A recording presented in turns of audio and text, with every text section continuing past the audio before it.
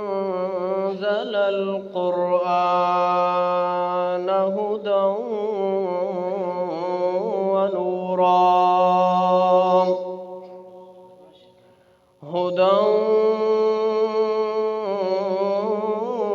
ونورا وجعل الإيمان عزا وسرورا أشهد أن لا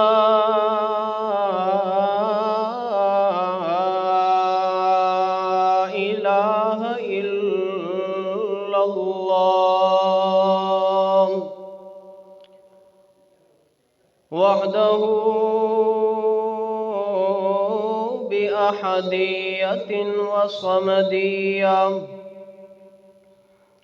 محمدًا عبده ورسوله أما بعد فأعوذ بالله من الشيطان الرجيم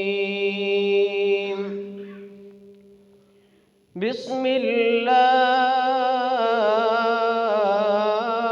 الرحمن الرحيم إن الذين قالوا ربنا الله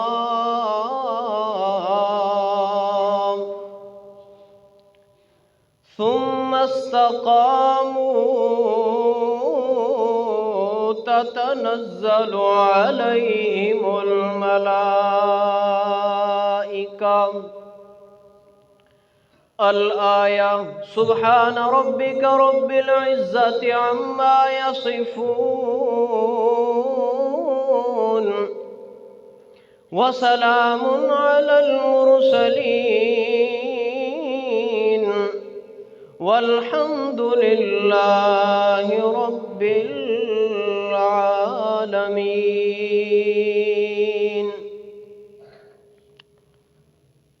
قابل صد عزت و وقار محترم معزز مہمانان گرامی قدر اور میرے مشفق اساتذہ کرام اور گلشان شیر سرحد کے چمکتے دمکتے پھولوں، السلام علیکم ورحمۃ اللہ وبرکاتہ۔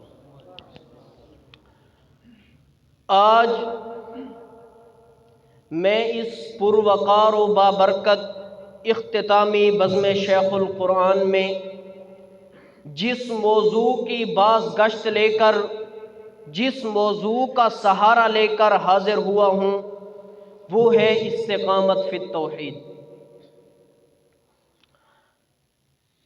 خطبے کے اندر جو آیت مبارکہ کا کچھ حصہ تلاوت کیا ہے، اللہ رب العزت سے دعا ہے کہ اللہ رب العزت اس کو صحیح بیان کر سکنے کی توفیق نصیب فرمائے اور مجھے بھی اور سامعین حضرات کو اس پر عمل پیرا ہونے کی توفیق نصیب فرمائے۔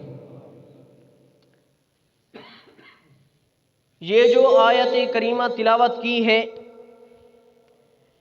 یہ محض ایک آیت نہیں، یہ زندگی کا منشور ہے، یہ ایمان کی معراج و معیار ہے، یہ حق و باطل کے درمیان لکیر ہے، یہ اعلان وفاداری ہے، یہ اقرار بندگی ہے، یہ عہد اطاعت ہے اور نجات اور مسند نجات ہے۔ اس آیت کا ما قبل سے ربط،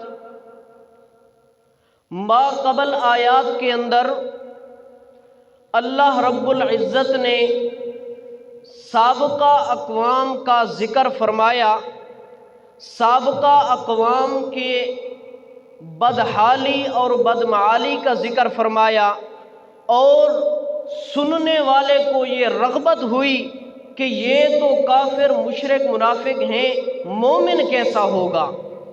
اللہ نے اس آیت کے اندر مومن کے حسن معال اور حسن حال کا ذکر فرمایا۔ فرمایا ان الذین قالوا ربنا اللہ ثم استقاموا، کہو سبحان اللہ۔ قرآن پڑھا جا رہا ہے، کہو سبحان اللہ، آخر تک سب کی آواز ہے سبحان اللہ۔ ان الذین قالوا ربنا اللہ ثم استقاموا، ربنا اللہ یہ اعلان ایمان ہے، ذمہ داری ہے، محض دعویٰ نہیں۔ ربنا اللہ کہنا زبان کا کام ہے، ثم استقاموا ہونا جان کا کام ہے۔ دنیا میں کہنے والے تو بہت ہیں، مگر ڈٹے رہنے والے، جم جانے والے، نبھانے والے کم ہیں۔ نعرے تو ہر زبان پر ہیں، مگر کردار چند سینوں میں زندہ ہے۔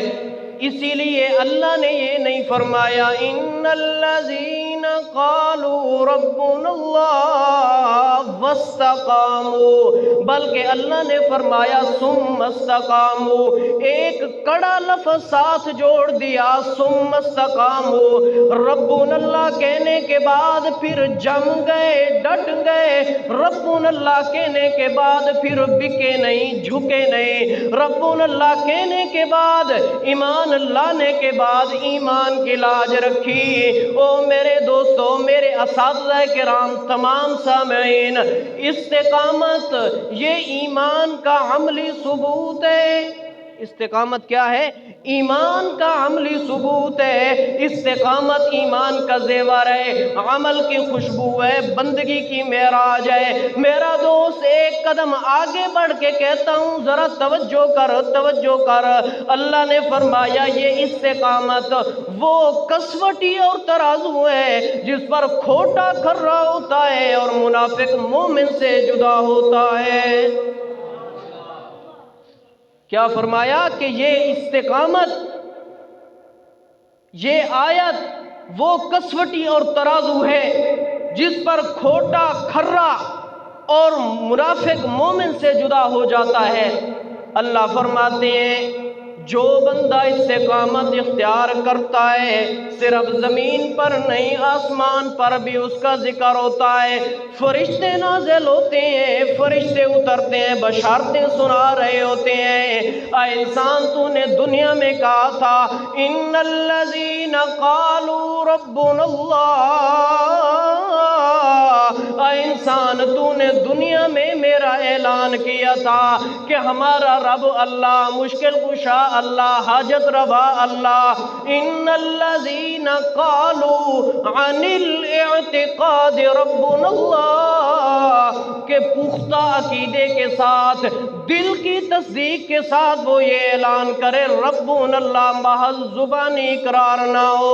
یہ پہلی چیز۔ دوسری چیز اللہ نے فرمائی ثم استقاموا، صرف ربنا اللہ کا اعلان کر کے اسے چھوڑ نہیں دینا، کسی پر بک نہ جانا، کسی کے آگے جھک نہ جانا، بلکہ دوسری چیز بھی اختیار کرنی ہے ثم استقاموا، اس پر ڈٹ جانا ہے۔ ربنا اللہ توحید بیان کر کے پھر ڈرنا نہیں ہے، توحید بیان کر کے کسی کی لاج نہیں رکھنی، صرف مسئلہ توحید کی لاج رکھنی ہے۔